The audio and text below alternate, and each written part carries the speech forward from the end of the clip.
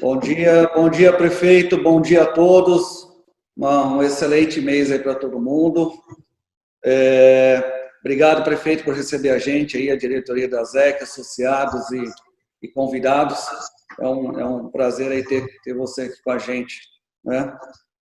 Aliás, eu já estou te vendo bastante, hein? Ontem, sexta, mas é importante Verdade. ter esse diálogo e estar bem próximo. Enfim, como eu sei que seu tempo está bem curto, hoje principalmente deve estar bem complicado aí, eu estava assistindo TV, então o pessoal aqui em Guarulhos, né? Então eu acredito que esteja bem complicado. Eu vou dar uma corrida, uma acelerada para a gente poder ganhar tempo, tá? Então, antes de mais nada também, eu quero aproveitar e informar vocês que nós estamos começando já nessa semana a campanha do agasalho na ZEC. Então, quem tiver alguma roupa em bom estado, agasalho, cobertores em bom estado, por favor, entre em contato com a gente vai buscar onde tiver alocado. Depois nós vamos passar mais informações em WhatsApp para cada um. Bom, já começando, dando início aí com o prefeito, no qual eu agradeço bastante. Não sei se tem algum secretário já aqui com a gente, o Panec estava tentando entrar, não sei se o americano está também, mas em nome do prefeito, deixo aqui um agradecimento para todo mundo. Prefeito, eu acho que um dos assuntos mais recorrentes aqui, que tem preocupado muita gente, os empresários de modo geral, é a retomada do comércio e do serviço. Nós tivemos uma reunião ontem, tivemos uma reunião na sexta-feira também, falando sobre isso, onde eu achei muito importante a posição da prefeitura, pedindo sugestões, opiniões das entidades, da gente, dos empresários de modo geral. Então, eu quero que o senhor fale um pouco sobre essa possibilidade da retomada, o que depende para que essa retomada se inicie. Sabemos da situação da saúde, está bem crítica ainda, temos aí uma situação dos leitos da UTI, pelo que a gente está acompanhando aí, com mais 100%, é uma situação preocupante. Concordo que a prioridade é vida, a prioridade é saúde, mas nós não podemos negar que a economia está ligada à saúde, está tudo junto. A pessoa que não tem um emprego, que passa necessidade, tem problemas sérios também de saúde. Então, nós queremos ouvir do senhor, em primeiro lugar, a questão da retomada, o que depende. Agora, não sei se o senhor quer que eu já passe todas as perguntas, tudo que eu tenho aqui anotado de uma vez, ou que a gente vá pautando uma por uma, o que o senhor acha melhor?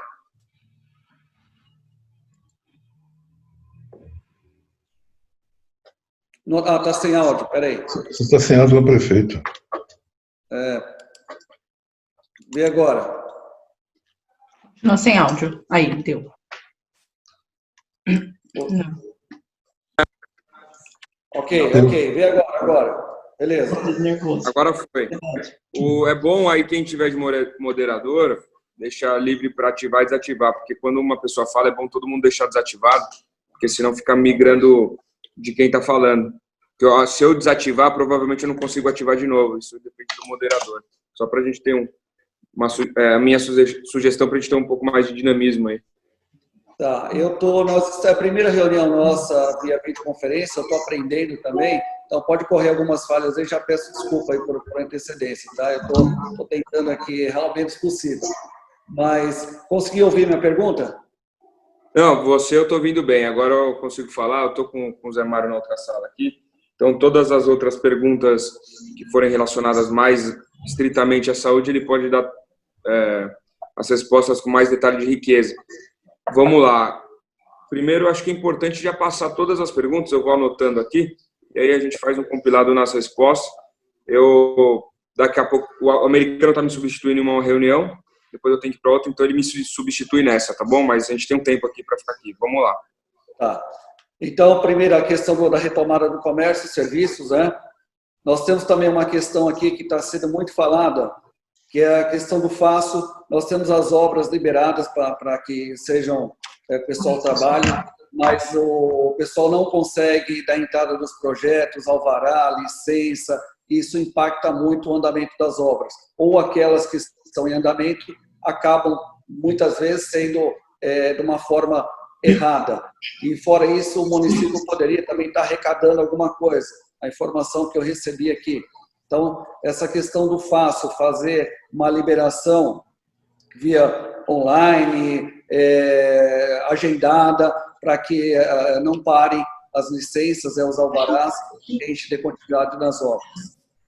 Uma outra questão, agora já indo para o lado da saúde, o dinheiro que foi gasto, me parece que foi 37 milhões no hospital de campanha, essa informação que chega para a população, que chega para nós empresários. Não sabemos se procede, se é esse valor total ou não, e se esse valor não poderia ter sido feito alguma coisa no Hospital dos Pimentas, não poderia ter sido feito alguma coisa no PA Paraíso, para que atendesse a população com Covid-19. O seu áudio aqui desativou de novo, não sei o que acontece aqui. Clica aí. Ô, Júnior, eu que estou desativando, para não... Tá. Como tem o pessoal na reunião aqui do lado, se o som vaza, atrapalha você ou o orador que estiver falando. Então, eu desativo. Tá bom. Ruim. Tá ok. A quantidade de leitos, um assunto também bastante discutido. Nós queremos ouvir do secretário a pergunta, inclusive ontem eu conversei com ele, após a reunião que nós tivemos, eu perguntei para o secretário qual é a quantidade ideal de leitos para uma cidade como Guarulhos, com quase 1.400.000 habitantes. E ele não disse que não tem condições de responder claramente a quantidade de leitos. Então, uma pergunta muito frequente da quantidade de leitos necessárias, o que tem sido feito para aumentar a quantidade de leitos. Nós tivemos uma reunião e foi falado que o governo federal vai ajudar, onde vai dar para liberar mais aproximadamente 20 leitos, mas esses 20 leitos são suficientes no momento, não são?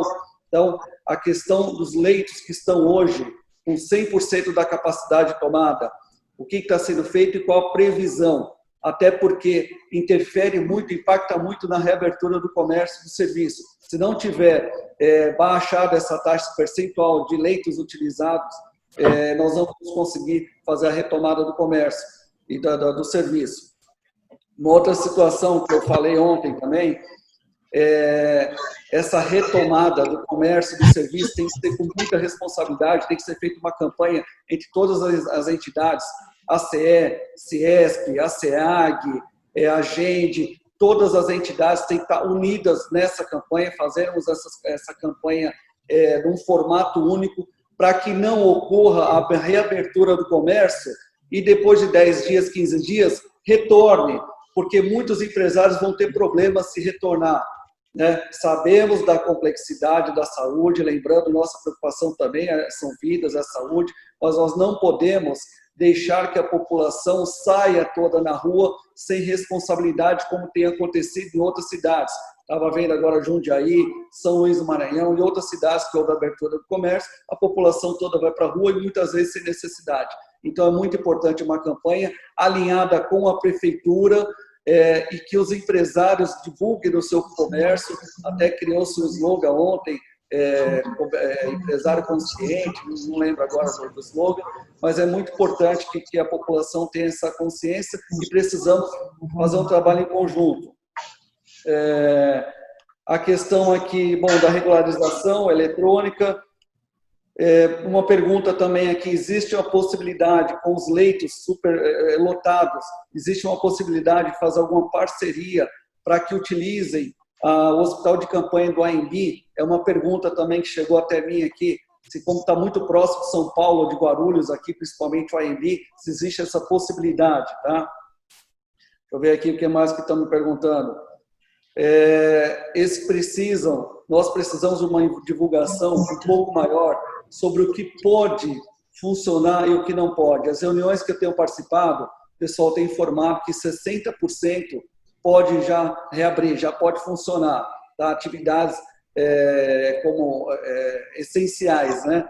Mas muita gente não sabe. Inclusive, em uma das nossas reuniões, o pessoal estava falando que descem no aeroporto e vão para São Paulo porque os hotéis não estão abertos.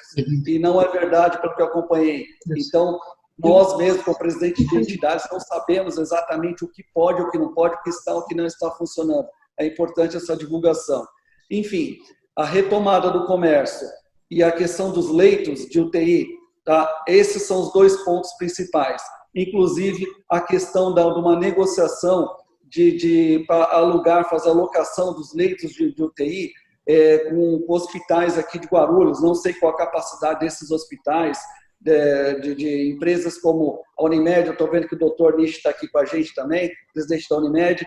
Então, alguma parceria com Notre Dame ou com a Unimed?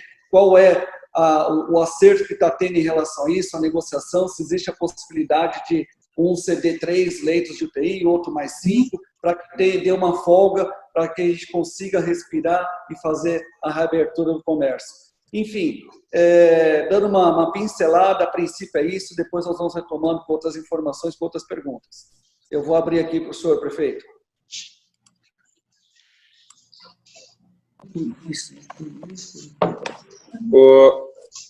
Ô Júnior, quer o pessoal continuar fazendo as perguntas? Depois a gente vai respondendo uma a uma. Eu já anotei tudo que você falou aqui. Tá. Então, se alguém quiser fazer alguma pergunta, levanta aí o braço, eu abro o áudio para que... Pessoal, Júnior, quem quiser fazer pergunta, coloca no chat, que a gente vai passando as perguntas e consegue acompanhar. Eu acho que, por enquanto, não tem perguntas, a gente pode seguir com as respostas, e se tiver alguma, a gente vai passando. Não apareceu nada aqui. Tá ok. Então, vou abrir aqui.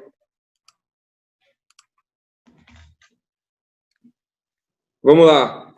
Mais uma vez, bom dia a todos. Aqui ao meu lado está o secretário de Saúde, Dr. Zé Mário. Bom dia.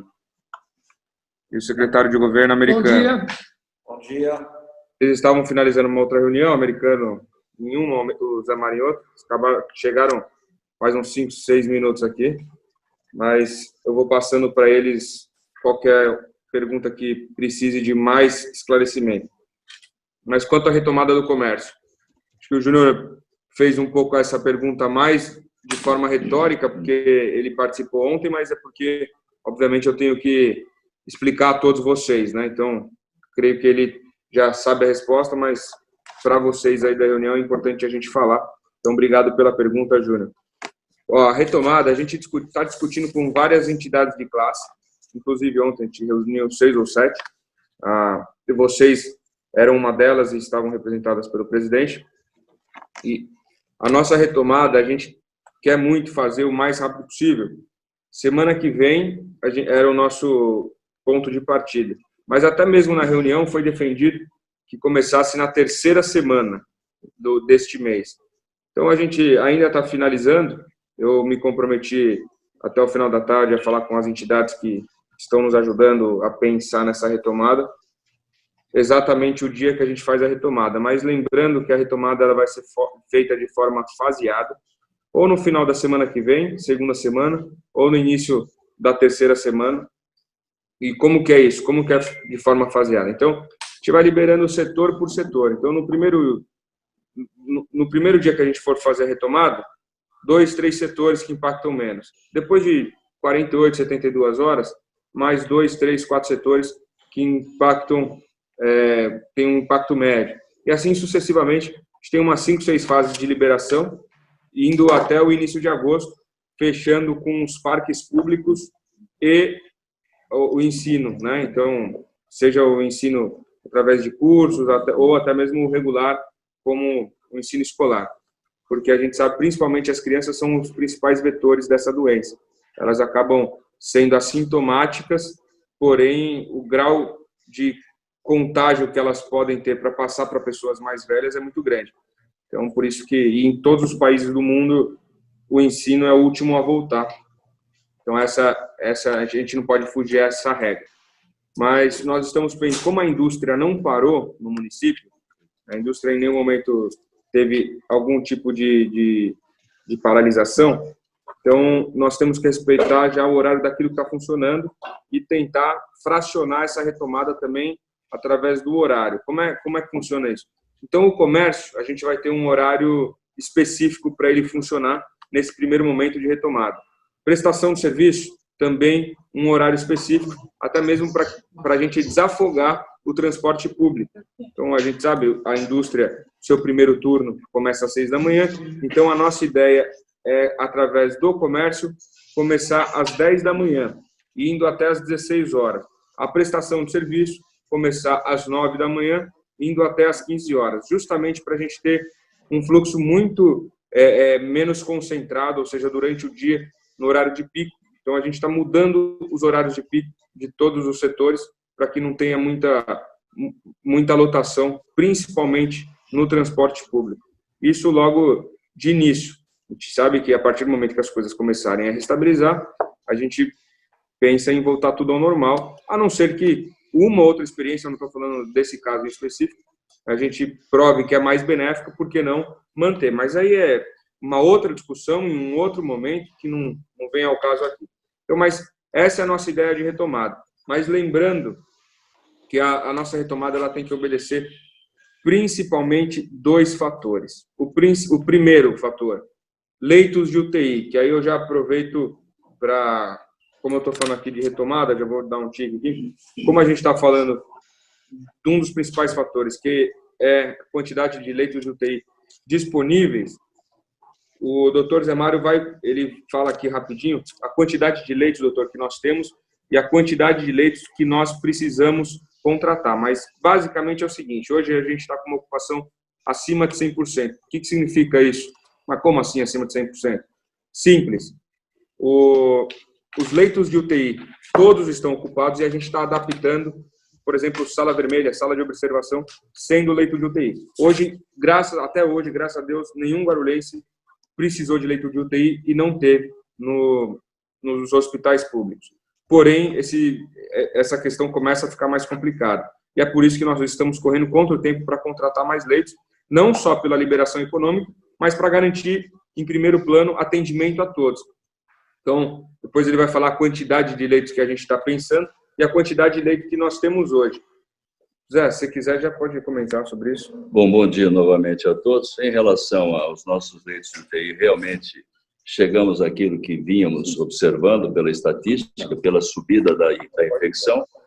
E, evidentemente, como todos sabem, de 2% a 5% das pessoas infectadas acabam tendo a necessidade de recorrer à medicina de alta complexidade, onde encontram-se as UTIs.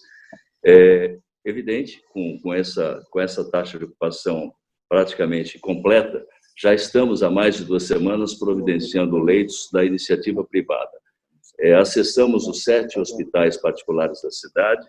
Desses 7, só poderão nos ajudar o Hospital Estela Maris, que vai disponibilizar, já disponibilizou, estou assinando entre hoje e sexta-feira o contrato, 4 leitos de UTIs, a princípio 8 no Carlos Chagas, podendo subir para mais 4, seriam 12, e mais os 4, então, chegaríamos aí a 16.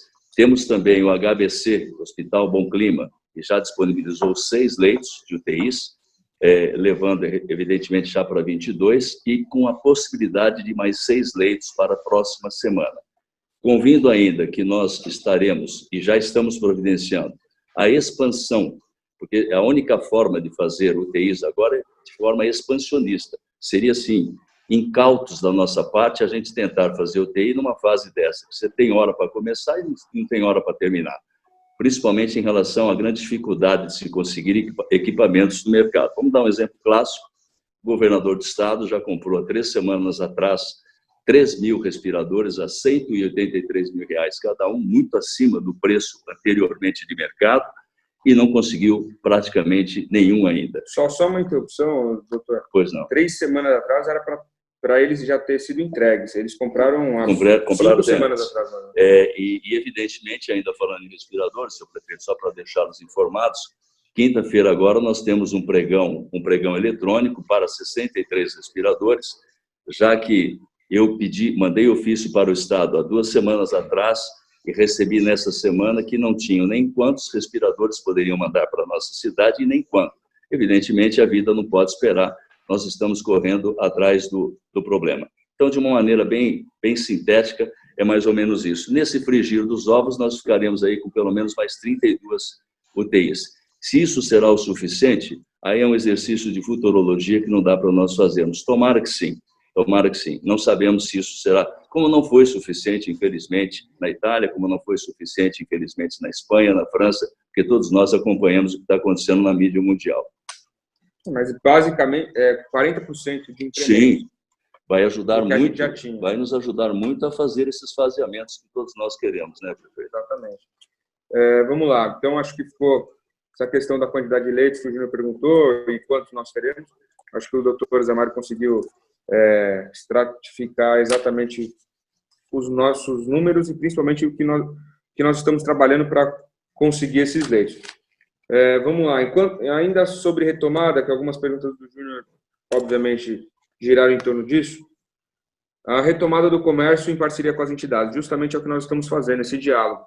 A gente pensou aqui, até em uma frase de efeito, para justamente simbolizar a nossa campanha de retomada responsável. Então, o comércio consciente protege o seu cliente. Isso que a gente quer difundir na cidade, para que, de fato, essa retomada seja extremamente consciente e, como você falou, Júnior, que a gente não precise fazer essa retomada e ter que voltar atrás. Muitos lugares estão fazendo. A Coreia do Sul, que era tida como um dos melhores exemplos no mundo quanto ao combate ao coronavírus, teve que também se fechar novamente. Então, infelizmente, é o que o doutor falou. Pode ser o melhor especialista, pode ser o melhor médico, enfim.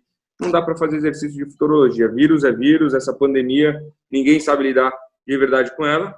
O que nós temos que fazer é combater os seus efeitos e salvar o máximo de vidas. Mas a nossa retomada se baseia no número de leitos, e aí o segundo item, o segundo fator que eu disse a vocês que eram 2 fatores, é como a região metropolitana vai se comportar, principalmente a capital. Não adianta nada nós termos aqui uma retomada mais rápida, mais agressiva, e a região metropolitana, a capital, ficarem para trás. O que vai acontecer? Um efeito reverso. As pessoas vão vir para Guarulhos, e aí o índice de isolamento da região como um todo cai, e a gente fica mais exposto. O contrário também é verdadeiro. A capital abrindo, os guarulhenses não tendo aqui o comércio, não tendo lazer e tudo mais, vão ir para a capital, 20 quilômetros centro a centro, né? Então está muito perto. E, obviamente, essas pessoas vão acabar tendo uma expectativa de contágio até maior. Por quê? Os índices a cada 1.000 habitantes de contaminação em São Paulo é o dobro de Guarulhos. O índice de óbitos a cada 1.000 habitantes em São Paulo é quase o dobro de Guarulhos. Então, matematicamente falando, numericamente falando, a pessoa que sai de Guarulhos, que vai para São Paulo para consumir, para fazer qualquer outra coisa, se o comércio, se a retomada já estiver vigorando lá, ela acaba tendo dobrado o seu risco de contágio. Então, a gente tem que acompanhar. Por isso que nós estamos dialogo muito com os prefeitos do Alto Tietê, para que a gente tome medidas em conjunto. Não adianta alguém querer sair na frente e depois ter que recuar. E, principalmente, não é só o recuo, principalmente é o problema de perdermos vidas. Então, por isso, são esses 2 fatores. Leitos de UTI, que nós estamos trabalhando. Acreditamos que com esses 30 leitos, no mínimo, a gente consiga fazer essa retomada.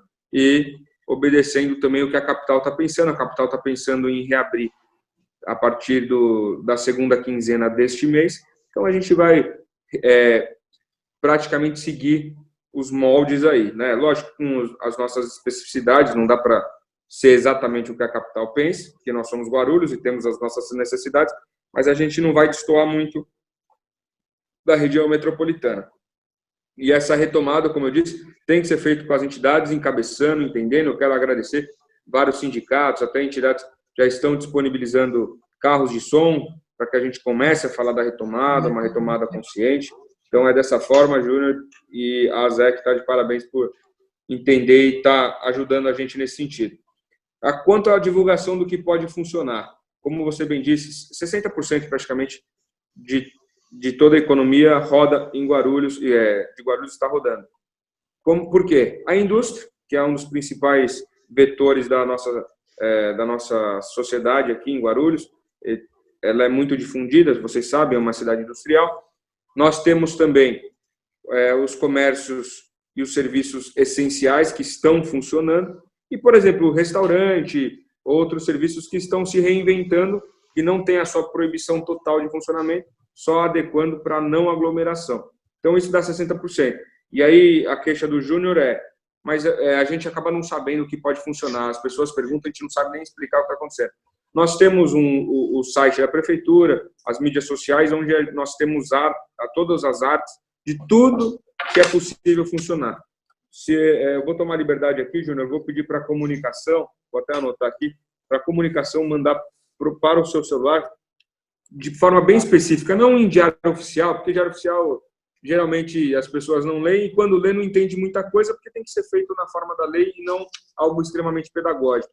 Então eu vou tomar liberdade aqui, vou pedir para a comunicação mandar setor por setor, como que está funcionando, de que forma e tudo mais, tá bom? Então, para que você consiga difundir aí entre os membros, tá bom?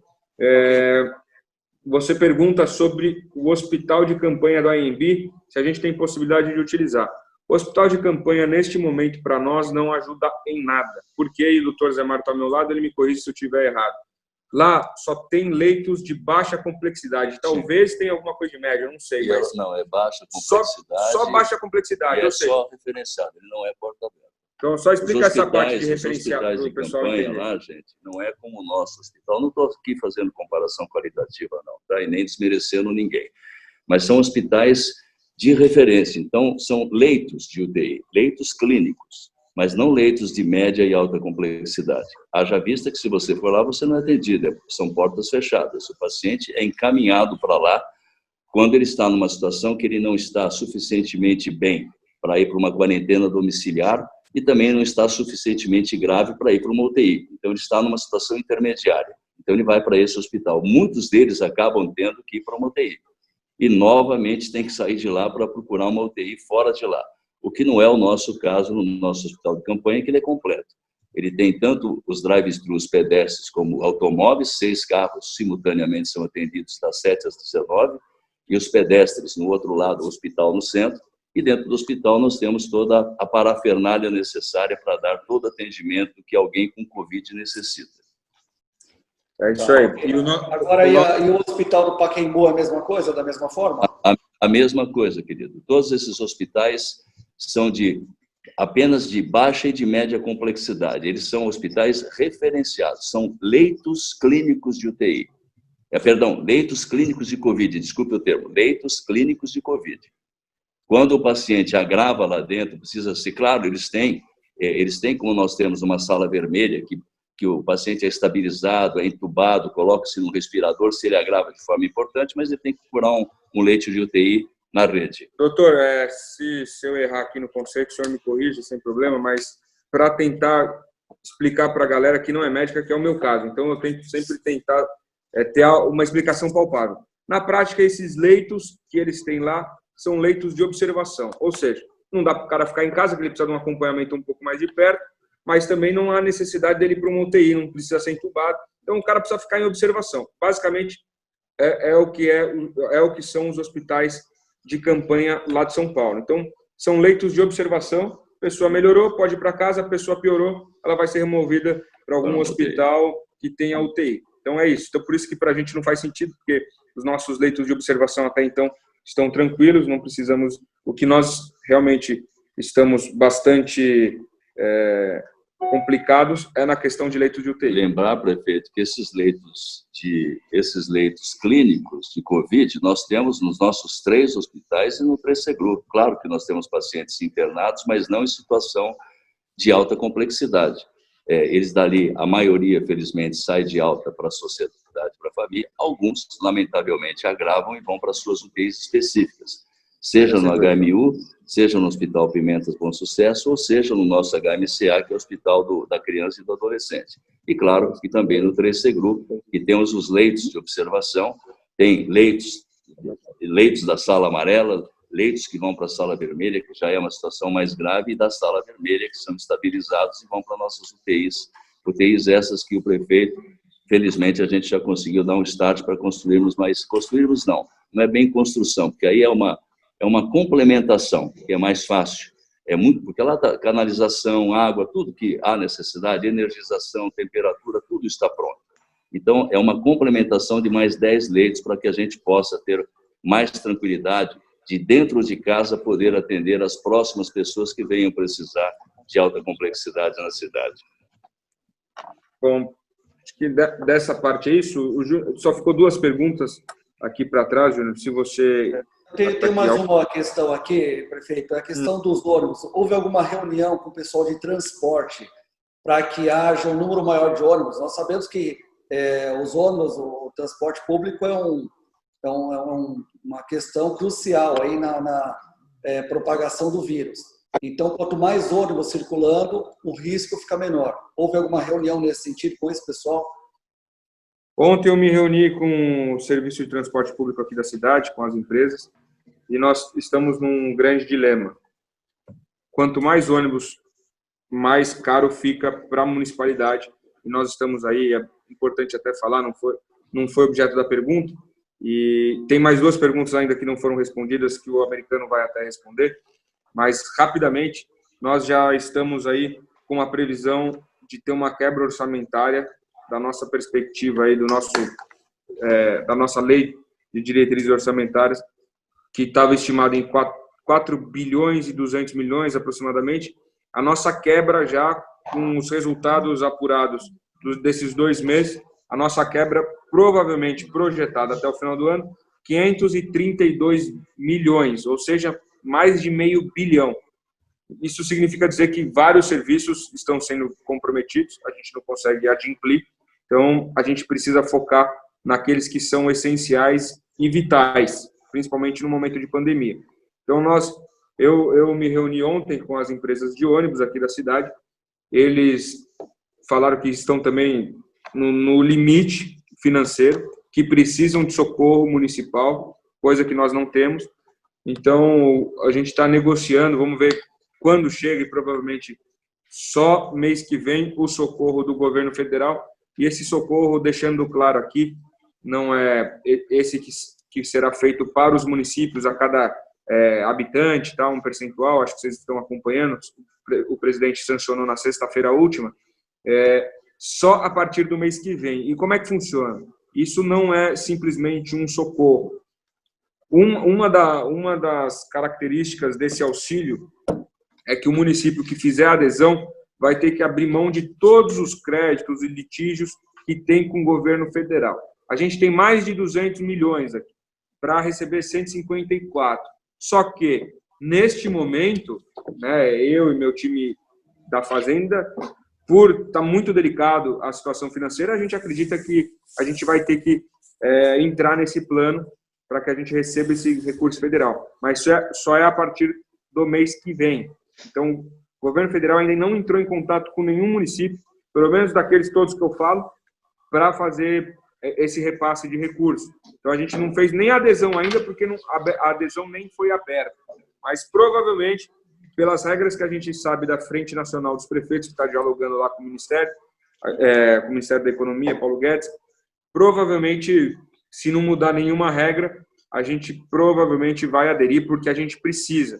Esse dinheiro praticamente paga uma folha, né? Um pouquinho mais. Nossa folha está em 138 milhões, vem 154. Então, praticamente é uma folha, ele vai vir em 4 prestações, mas já salva muita coisa. Mas voltando para o transporte. Então, para fazer a retomada, é por isso que nós iremos fazer com essa questão de horário para o tipo de serviço, enfim, para o tipo de atividade econômica. Então, comércio, um horário, prestação de serviço, outro, e a indústria permanece como está. Justamente para não ter mais aglomeração no ônibus e para que aqueles carros que já estão, porque o carro permanece, o carro que faz a entrada da indústria, faz a troca de turno da indústria, ele vai permanecer durante o dia, porque o motorista já está lá, o diesel talvez vai ter um pouco mais de consumo, mas muito pouco de consumo de diesel, de pneu, mas vai ter mais gente durante o dia utilizando, então provavelmente o déficit da operação no transporte público caia e aí eles consigam sobreviver. Mas não está fácil. Eu pedi a eles para eles segurarem aí a peteca, aí, vamos dizer assim, por mais 15, 20 dias até que a gente consiga ter recurso. Ainda dei uma outra possibilidade. E até bom desmistificar isso, porque ano eleitoral é complicado, as pessoas contam mentiras e uma mentira bem contada acaba virando verdade.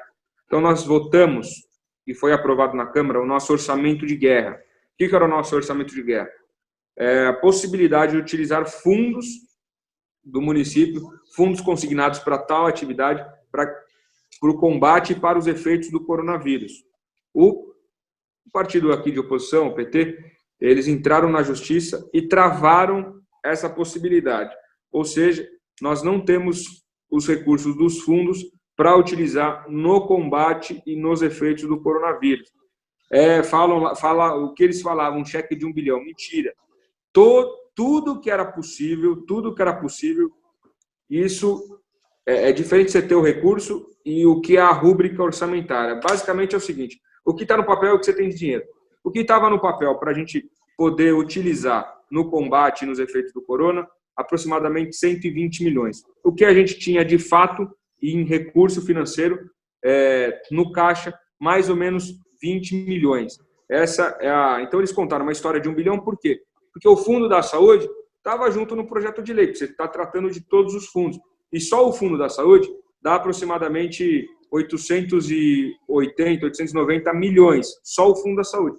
Só que se a gente gasta se a gente investe em tempos de não Covid, 1 bilhão e 100, como um relógio, quase todo ano, isso, muito mais do que a Constituição apregou, se a gente gasta muito mais, imagina como que a gente vai conseguir mexer em recursos da saúde no momento de pandemia. Então, não faz sentido, mas eles contaram uma mentira razoavelmente bem contada, acabou virando aí uma polêmica, mas só para vocês entenderem. Então, mas por que eu falei tudo isso?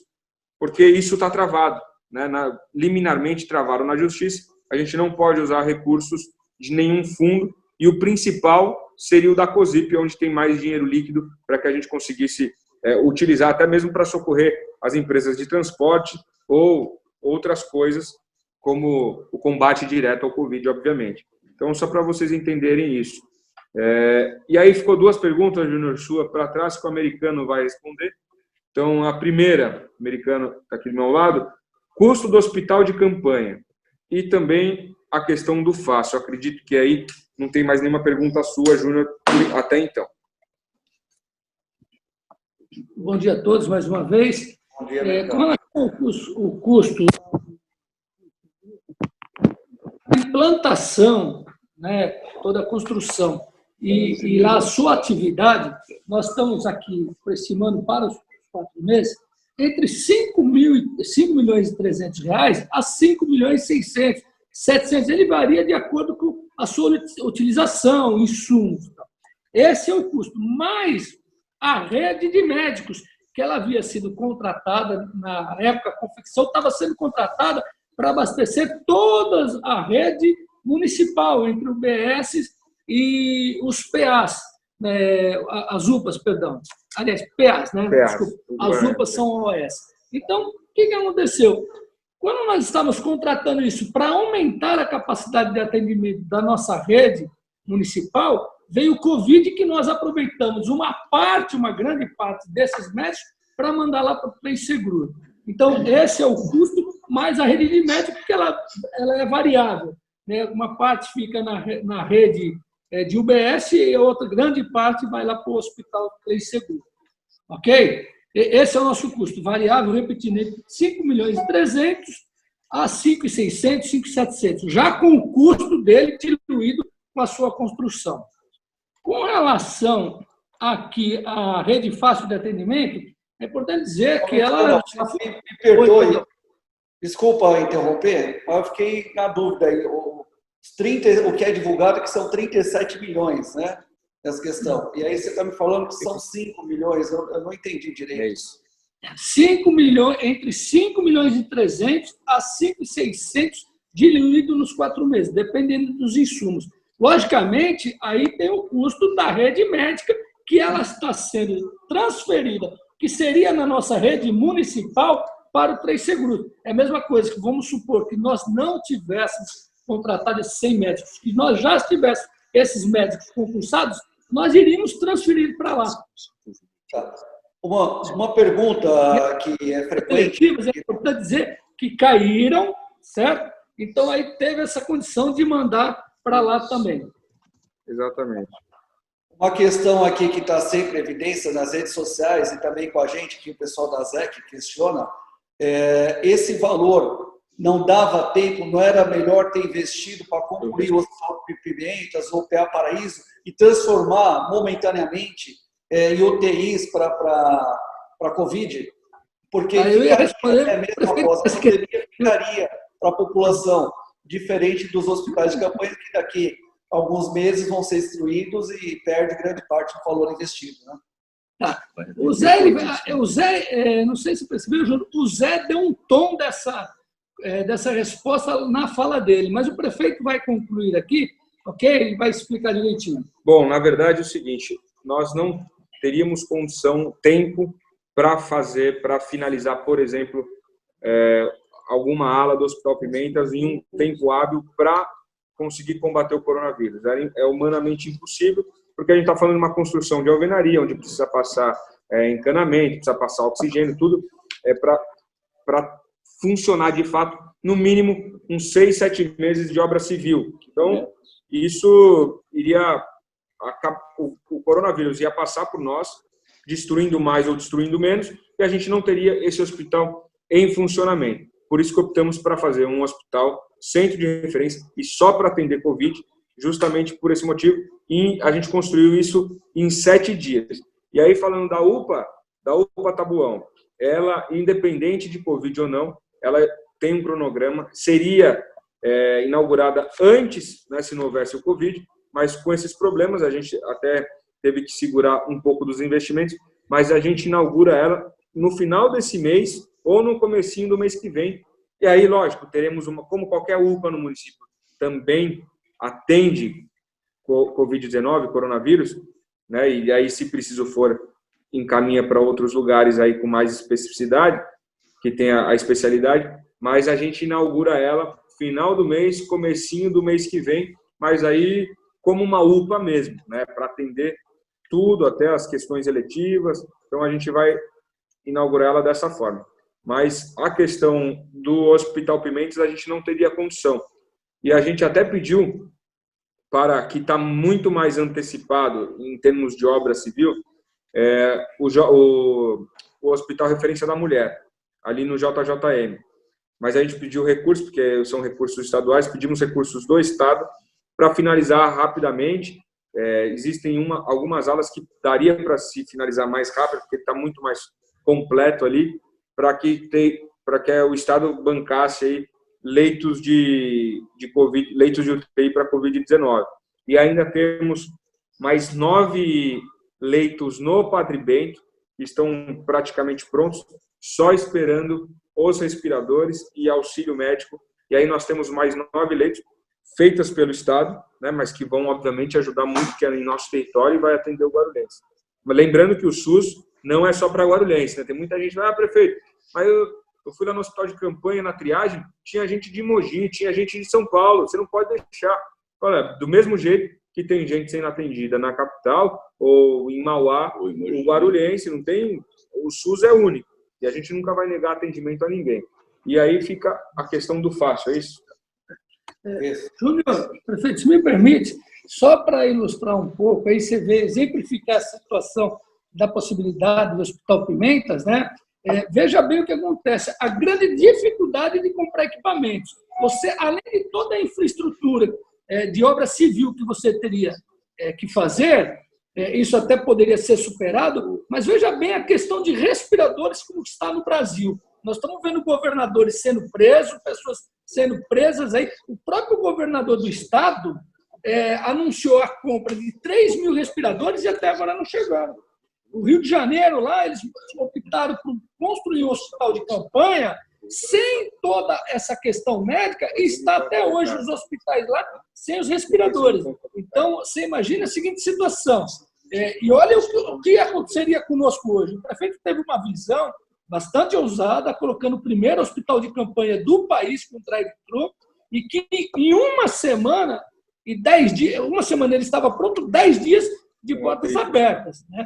Agora, olha bem se nós tivéssemos optado por Hospital Pimentas. Talvez estaríamos a obra civil, até talvez pronta a obra civil, no entanto, os equipamentos. Hoje nós estaríamos sendo acusados de inertes, de irresponsáveis. Então, a negligência, a situação era totalmente crítica, muito crítica mesmo. Então, cada vez mais que a gente vê as notícias aí, a gente vê o quanto foi a medida acertada do prefeito.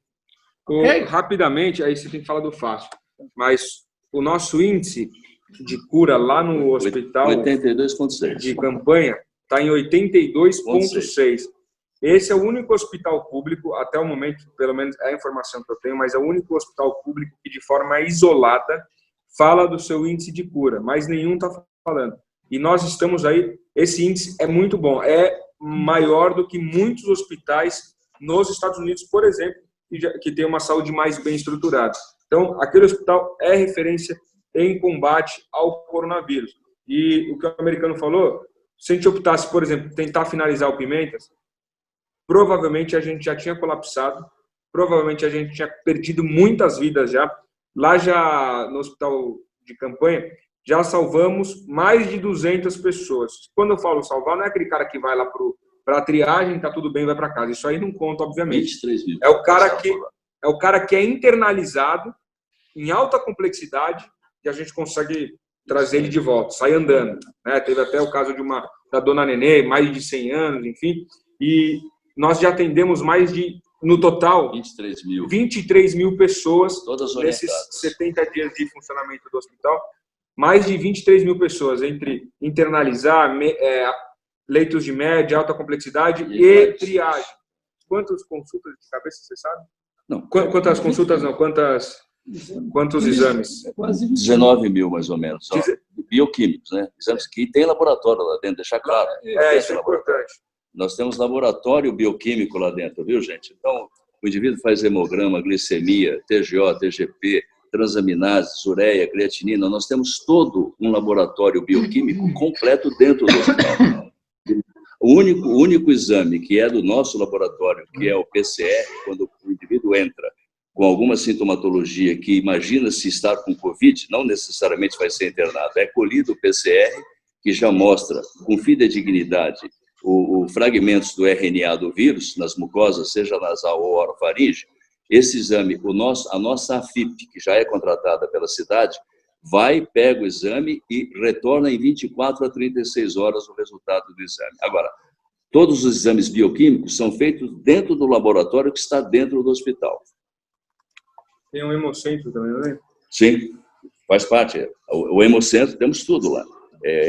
Coagulograma, porque lá nós, inclusive, implementamos nas nossas estruturas de suporte à vida anticoagulantes, que é extremamente importante, porque nós já verificamos em necrópsias de pacientes com Covid que há um grande número que chama-se CIVD, coagulação intravascular disseminada. Traduzindo, os pequenos vasos dos nossos pulmões coagulam e mesmo você tendo o melhor mecanismo de ventilação, o ar chega até os alvéolos, que são as microunidades funcionais que nós temos nos nossos pulmões, como se fossem aquelas casinhas da colmeia, quando a gente abre uma colmeia. É exatamente aquilo, só que minúsculo. Agora, não adianta nada o ar chegar lá e não ter vaso permeável para trocar os gases, oxigênio e monóxido de carbono. E nós estamos tendo um sucesso fantástico com uma medicação de alto custo que chama-se Clexane, 40 miligramas no subcutâneo todos os dias. Bom, e é legal também, viu, gente? Porque tem muita fake news do pessoal falando, olha, o hospital de campanha não tem ninguém lá dentro, assim como fazem com o de São Paulo, e aí eu não posso falar de São Paulo e eu tenho que cuidar de Guarulhos. Mas, enfim, existem essas fake news, onde o doutor está falando aqui, lá todos os dias, 100 profissionais todos os dias, cuidando de todos os leitos, de todas as pessoas que entram por triagem. Mas eu queria só, porque falar é uma coisa, ver é outra. Viu, Júnior? Se você... E aí é lógico, com toda a segurança do mundo, não entrando dentro da parte mais complexa de um hospital, mas eu queria muito, se vocês quisessem, eu convido aqui, a gente marca um dia, não muita gente, mas uma comissão aí de no máximo 5 pessoas para ir conhecer o hospital. Repito, com toda a segurança do mundo, vai só na parte menos infectada, que não tem infecção, a parte comum do hospital ali, vai ver todos os monitores, do que está funcionando, como é que é o dia a dia do hospital, é bacana. E aí, leitos de média e alta complexidade, é óbvio que vocês não vão poder entrar, mas vocês vão ter uma noção do que é aquele hospital. Então, eu faço aqui esse convite para vocês entenderem. Hoje a gente está com 90% de tudo ocupado lá, 90%. Então, imagina se não existisse esse hospital. E é por isso que a gente está correndo atrás de mais 30, no mínimo, leitos de UTI. Então, fica aqui o meu convite, Júnior. Estenda aí, se vocês quiserem, marquem vocês, até faço melhor. Vocês marquem, olha, a gente vai quinta-feira, não precisa avisar o município, a gente vai quinta-feira às 10, entre vocês. Me liga 10 minutos antes, só propor alguma pessoa lá para recebê-los. Para não ter, talvez, falando, olha, arrumou aqui, pegou gente da rua, colocou aqui dentro para fingir que tem gente. A gente quer, de fato, mostrar a realidade com sinceridade, o que é aquele hospital e porque está sendo tão bem falado em vários lugares do Brasil. Não sei se vocês sabem, anteontem, tinha uma equipe de Londres, da BBC, de lá, ingleses mesmo, fazendo uma cobertura, porque é o hospital de maior sucesso, o hospital público de campanha de maior sucesso da América do Sul. Então, eles vão fazer um documentário todo especial.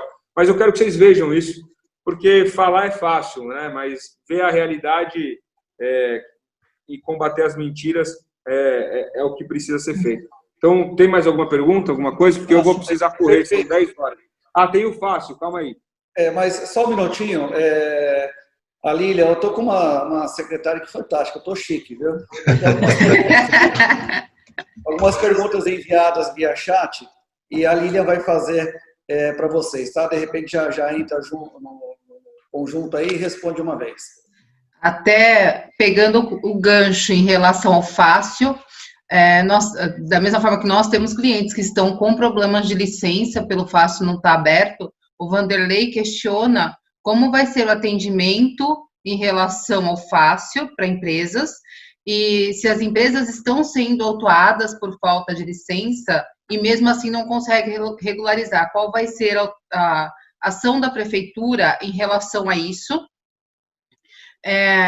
Como vai ser a informação dos empresários, das empresas em relação à data de liberação para que cada um se prepare em relação a protocolos, em relação à estrutura como um todo.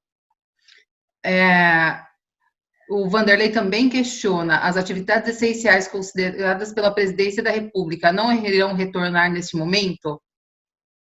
E eu tenho questionamentos aqui em relação aos testes, para que vocês falem dos testes e a testagem rápida, porque a Prefeitura não adotou essa medida.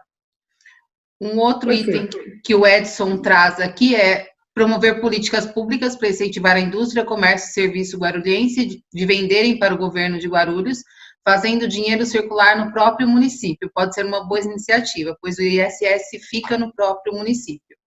E, neste caso, eu tenho um questionamento em relação a impostos, porque em Guarulhos nós tivemos apenas uma postergação, o restante não aconteceu.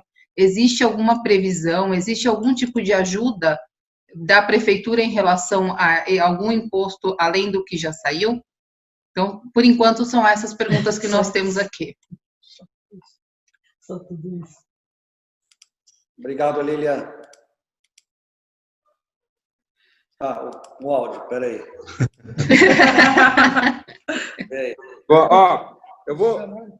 Essa primeira questão da testagem em massa, testes rápidos, eu vou passar para o doutor Zé Mário.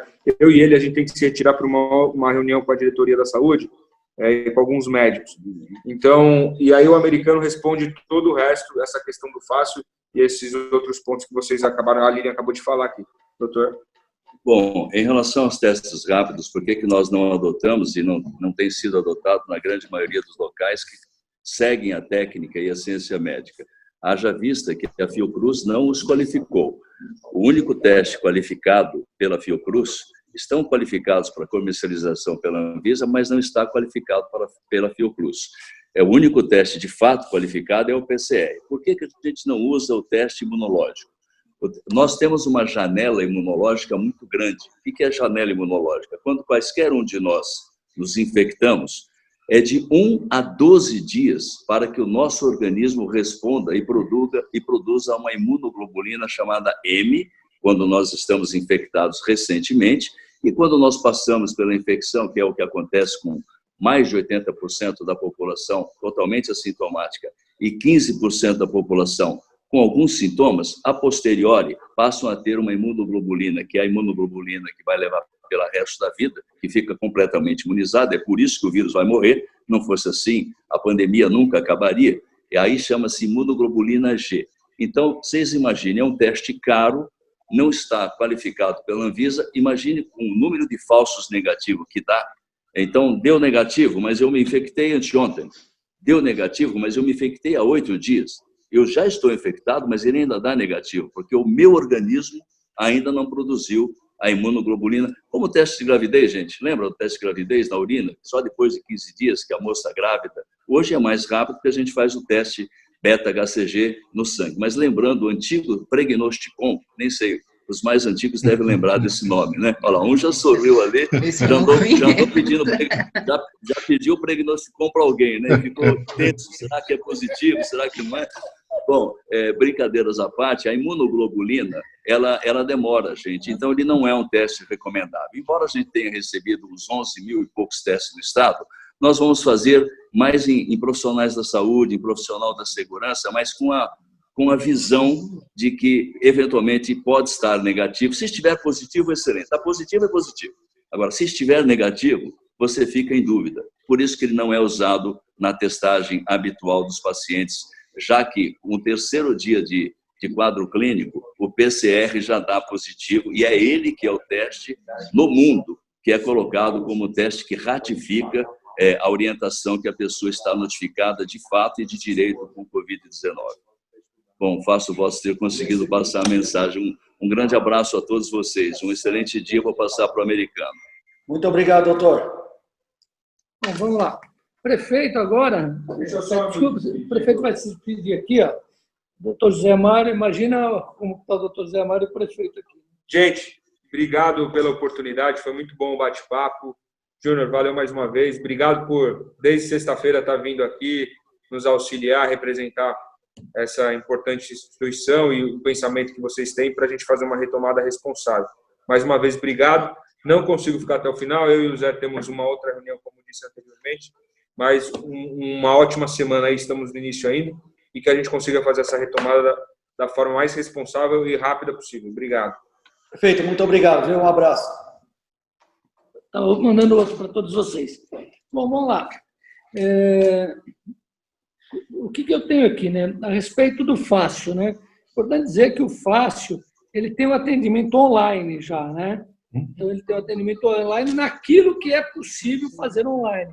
Vou exemplificar no caso de certidões, alguma coisa assim. Vou exemplificar um caso que não dá para fazer ainda, que é o presencial, são retiradas de processos. Então, esse não dá. Mas para segunda-feira agora, nós já estaremos trabalhando, eu acabei de falar com o secretário Ada da gestão, nós já estaremos trabalhando de forma de agendamento. Vou até aqui pegar o e-mail, serão divulgados, né? O agendamento através do atendimento fácil.guarulhos.sp.gov.br. A gente vai passar melhor agora através da comunicação. Então, nessa primeira etapa, por fase de agendamento. Assim que houver uma retomada das atividades econômicas, seja ela já dessa segunda fase, a gente pretende abrir normalmente sem a necessidade do agendamento. Ok? Com relação à questão que nós falamos assim, comunicação, ainda falando do Fácil, com relação é Fácil e SDU, né? Que tem pessoas sendo, me parece que foi a Silvia Molina, se eu não me engano, foi ela que falou, eu acredito que sim. Não lembro alguém que falou que Vanderlei. Tá, perdão. Sobre a questão das licenças, tem alguém sendo multados, né? Desde o início nós soltamos os decretos que os alvarás estariam todos eles prorrogados. Então, nenhuma pessoa que estava com alvará de funcionamento para vencer ou vencido, nessa fase da pandemia, ele teve seu alvará prorrogado, portanto, a determinação de não autuação. Perfeito? Posso só tirar uma dúvida em relação aos alvarás, aproveitando isso? Tá. No caso de mudança de... Eu vou ver se eu estou pronta, já vista. Qualquer coisa eu posso te dar uma informação posterior, porque é do secretário da pasta, o Jorge Tayá, tá bom? Mas vamos lá. O Tayá está aqui no grupo também. Qualquer coisa eu posso liberar para ele, se ele quiser falar alguma coisa. Maravilha, No caso vamos lá. de mudança de endereço de empresas, nesse período de pandemia, que não vai ter um alvará, ele não vai ser postergado, vai estar em local diferente, existe a possibilidade de multa ou elas também estão suspensas? Eu acredito que não há possibilidade de multa, mas eu posso deixar, assim que terminar a fala, se o Júnior assim permitir, colocar o Tayar para responder de forma totalmente 100% correta. Mas, a princípio, eu acredito que não. Ok? Já liberei o Tayar aí, tá? Se quiser falar alguma coisa, o Tayar está liberado. E até complementando, o Vanderlei nos informou que ele tem empresa autuada por não possuir licença. Daí é um caso específico, Vanderlei, que eu acredito que o Tayar consiga nos ajudar posteriormente em relação a essa autuação. Eu acho que aí é específico e a gente pode pedir ajuda para o Júnior para que ele nos ajude em relação ao Vanderlei, certo, Júnior? Ok, tranquilo. Posso me pronunciar? Claro, fica à vontade. Bom, com relação às empresas, licenças, os processos que estão em andamento, o próprio decreto que o prefeito liberou diz que todas as empresas que estavam com processo em andamento estão isentas de qualquer tipo de autuação, de qualquer multa. Agora, a fiscalização, o foco maior é em cima do decreto da pandemia, do Covid, sobre estarem permitidos ou não permitidos a estarem em funcionamento com atendimento presencial. Logicamente, se pegarem um estabelecimento que não tem processo, está irregular, ele será autuado por falta da licença de funcionamento. Mas aqueles que já existe um processo em andamento, esses aí sim estão isentos de qualquer tipo de autuação. Com relação a empresas que estejam mudando de endereço, neste momento da pandemia, não serão autuadas, a orientação, pelo menos, é não autuar, justamente porque, nesse momento, muitas empresas estão procurando um local com um aluguel mais barato, então estão ocorrendo várias transferências de sede das empresas. A orientação é não autuar. Posteriormente, eles vão, assim que o Fácil voltar a funcionar, poderão entrar com processo para fazer a alteração do endereço. Então, a orientação, como eu disse, é não autuá-las. Tá? Agora, aquelas que já estavam, reafirmando o que eu disse agora há pouco, que sempre estiverem irregulares e, nesse momento, por qualquer motivo, forem pegas funcionando, aí, nesses casos, sim, autuado, né? Primeiro é notificado e depois autuado pela falta da licença de funcionamento. O decreto, frisando bem, isenta aquelas empresas que têm a licença, venceram durante o período da pandemia ou estavam já em processo de licenciamento, e aí sim, esses casos estão isentos de qualquer tipo de autuação. Perfeito. Mais alguma pergunta, Lília, sobre essa questão? A questão também, Tayar, aproveitando, dessas obras que estão em andamento, os projetos, alvarás, como é que funciona essa questão, para que dê sequência nas obras? Olha, a construção civil ela não foi proibida de continuar em funcionamento, trabalhando. As obras civis, né, particulares principalmente, estão funcionando normalmente. As construções de prédios, galpões, esses processos, devido ao Fácil, ele está fechado. Nós temos feito aqui na SDU, nós estamos trabalhando todos os dias, o que nós estamos fazendo aqueles que não estão afastados por questão de idade, por questão de doença, estão aqui trabalhando e fazendo um revezamento.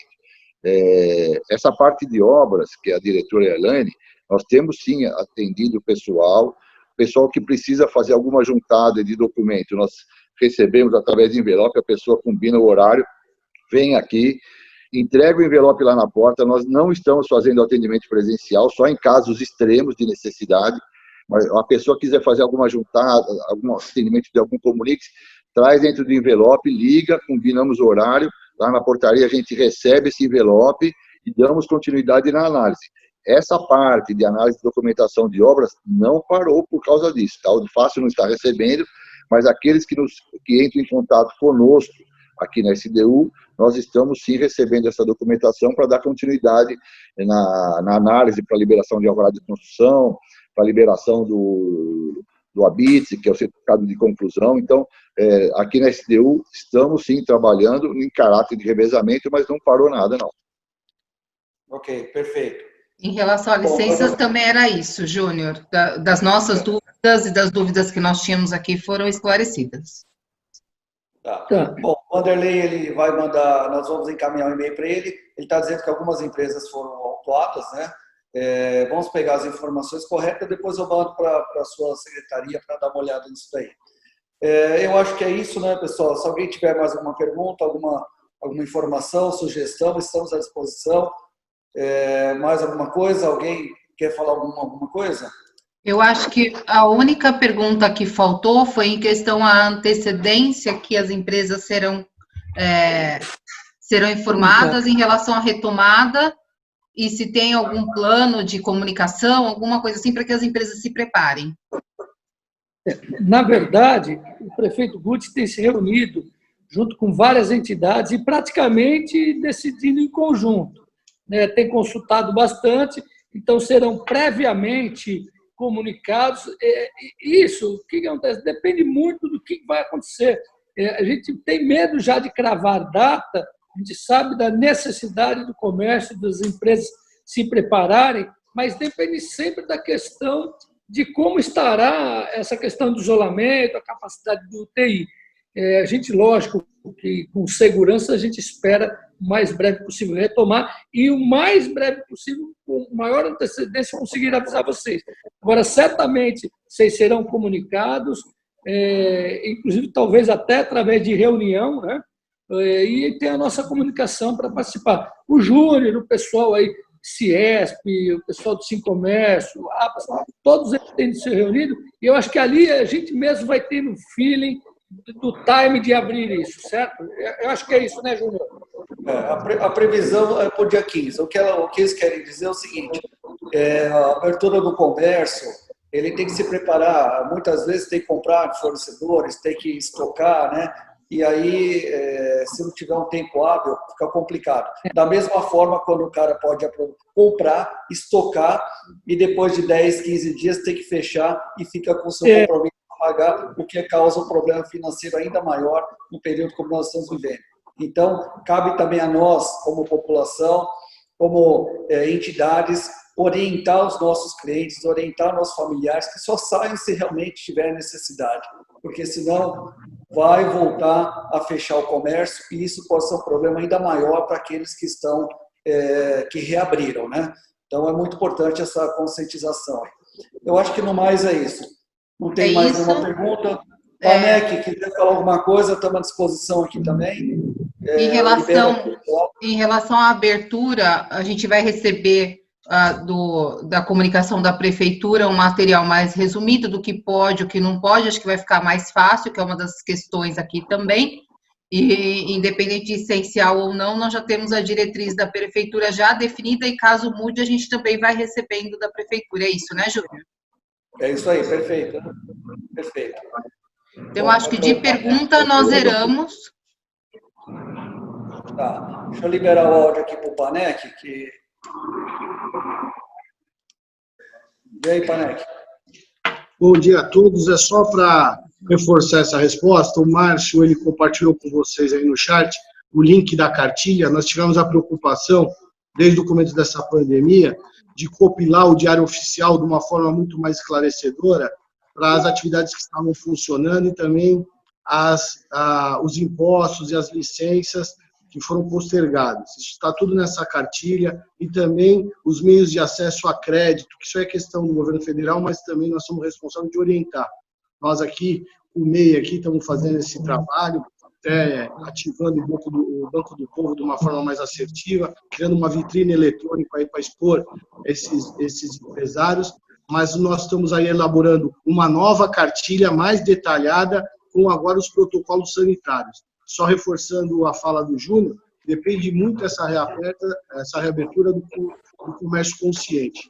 Essa campanha, se todos se engajarem, eu acho que demonstra também que o comércio, a indústria, toda a cadeia produtiva não é um grande vetor de proliferação dessa pandemia, e vocês têm esse controle nas mãos. Eu acho que é assim que a gente vai conseguir, efetivamente, fazer uma reabertura. Júnior, E com relação ao FARSO, reforçando, nós indicamos também as indicações dos arquitetos e engenheiros e também dos contabilistas, aonde criar um canal de comunicação mais assertivo e fácil para que eles consigam aí dirimir as suas demandas. Como o secretário americano falou, isso já está em elaboração. Eu acredito que a semana que vem vocês vão ter um canal exclusivo aí para que vocês consigam tocar o dia a dia de vocês aí e isso não ficar represado ao haver disposição aí qualquer tipo de informação. Também como a Secretaria SDU, nós estamos desde o começo num regime de plantão aqui, preservando os funcionários, mas também fazendo a nossa função de informação, né, com essa cadeia produtiva da nossa cidade. É isso, Júnior. Ok, obrigado, Panek. Eu quero aproveitar o gancho, já que você é o secretário da pasta de desenvolvimento econômico, pode dar um suporte para a gente. Temos alguns deputados estaduais aqui na Caxima, federais também, que devem bater no bom sentido, né? Apoiar os empresários nesse momento na questão da captação do crédito. Todos nós sabemos que o que passa na mídia é patifaria. Não acontece, não chega na ponta. Tivemos uma conversa há um tempo atrás sobre isso. Então, o que chega na mídia é uma coisa e para o empresário é outra. A questão da liberação do crédito é terrível. BNDES, desenvolve SP, é sempre uma burocracia, é sempre empresários que faturam acima de 10 milhões, falam que não tem como receber 10 milhões ano, né? Não tem como receber nada de empréstimo capital de giro nesse momento. Então, precisamos que os nossos deputados federais, estaduais, apoiem a gente nesse sentido, que forcem esse pessoal a dar um apoio maior. Muita gente com dificuldade, às vezes por causa de uma certidão negativa ou da prefeitura, qualquer que seja, não libera um crédito e a empresa sujeita a fechar ou deixar de pagar seus funcionários, às vezes 5, 10 ou 50 funcionários. Então, precisamos do seu apoio nesse sentido com os deputados federais e estaduais. Tá? Nós fizemos isso, nós tivemos uma conversa logo no começo da pandemia, eu conversei com o Colim, com você, com o Reginaldo sobre esse assunto. Nós fizemos esse movimento enquanto prefeitura, mas também nós temos uma cadeira na FACESP, que aí nos dá eco a nível estadual e até federal, aonde para fazer um movimento, para irrigar esse recurso, que hoje tem muito dinheiro no mercado, o problema é que está represado, e hoje, a semana retrasada foi liberada uma MP, onde criaram os fundos garantidores, porque a gente tem uma competência federativa aqui, quem consegue se endividar é o governo federal. Ele fez os fundos garantidores para conseguir garantir a cadeia produtiva e também forçando que não só a folha de pagamento e não só esse prazo de 2 meses, porque esse prazo já foi, dilatar esse prazo num prazo muito mais razoável e que estenda esse benefício com um pacote de serviços que contemple a água, a luz, o imposto, o aluguel para que esses empresários tenham uma sobrevida para passar essa pandemia e sem nenhum tipo de critério restritivo, seja CND ou nome sujo, SPC, porque quem vai garantir essas carteiras tem que ser o governo. Isso é um jeito de desrepresar esse dinheiro. Para vocês terem uma ideia, primeiro foi a transferência de renda no mercado, que foi 85 bilhões de reais, que é esses 600 reais, e esses 1.200 reais para o pai e a mãe que é de família, que não tem outra renda. E também isso contempla o MEI, que ganha até 22 mil reais, 23 mil reais. Esse dinheiro está chegando na economia, está sendo irrigado, já chegou uma primeira parcela, e até porque essas pessoas estão saindo na rua.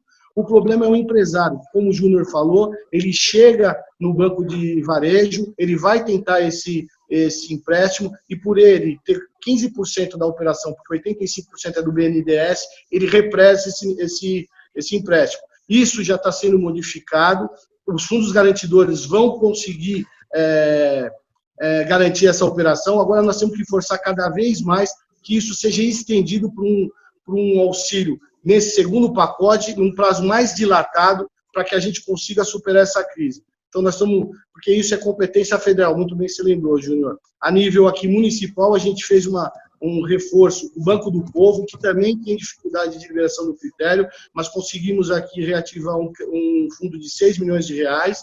Nós estamos aqui tentando qualificar esse MEI para que ele tenha pelo menos o mínimo de requisito necessário para acolher receber esse recurso, também como a Invest São Paulo. que aí é nível estadual e aí a gente tem condições de gerência nisso. E a questão aí federal, nós estamos fazendo esse movimento, porque eu acredito que quem salva a CNPJ é dinheiro e gestão. E isso nós temos que forçar. É assim que vai dar uma sobrevida para esse empresário amanhã conseguir reter os seus postos de trabalho e conseguir amanhã retomar suas atividades, Júnior.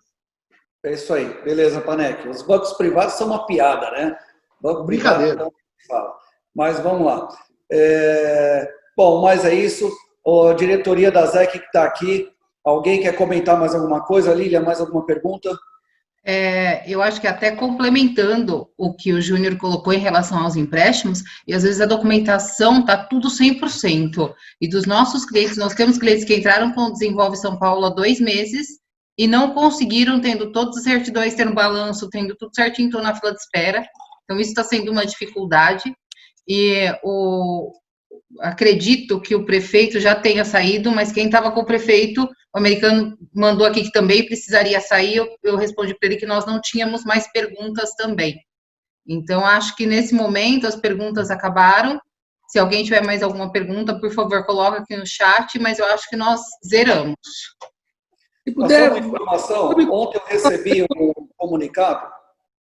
Desculpa, americano. Júnior, desculpa, é que estou com uma entrevista já agendada. Se puder fazer, encaminha para nós. Os 2 secretários estarão aí, se puder responder. E o que for a nível de gabinete aqui, Júnior, pode me encaminhar que eu respondo, tá bom? Ok. Muito obrigado, viu, americano? Obrigada, americano. Valeu, um grande abraço. Ontem eu recebi um comunicado, porque o que ajudou muito algumas empresas nesse momento foi a questão do pagamento da folha, né, que o governo federal liberou para empresas com faturamento até 10 milhões. E parece que ontem saiu alguma coisa liberando para empresas até 50 milhões.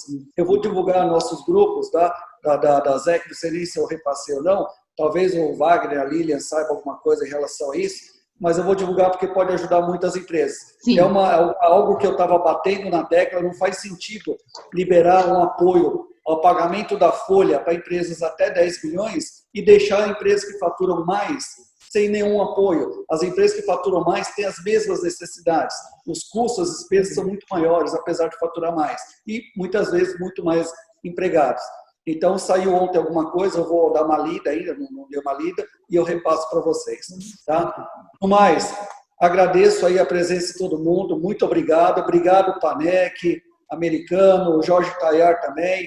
Tem o presidente da Unimed aqui, o Dr. Nish também está aqui, toda a diretoria da ZEC, o Gilmar da SEAG, os amigos aí associados, muito obrigado.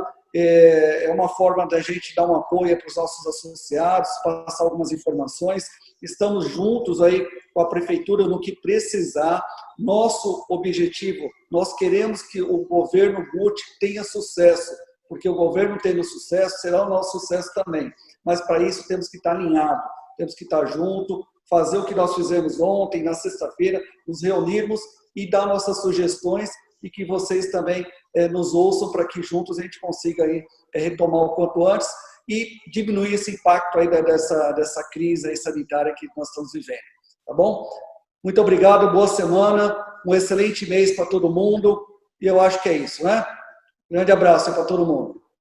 Um abraço, gente. Tudo de bom para vocês aí. Boa semana. Júnior, parabéns pela condução da reunião. Obrigado por tudo que você tem feito por todos nós. Eu que agradeço.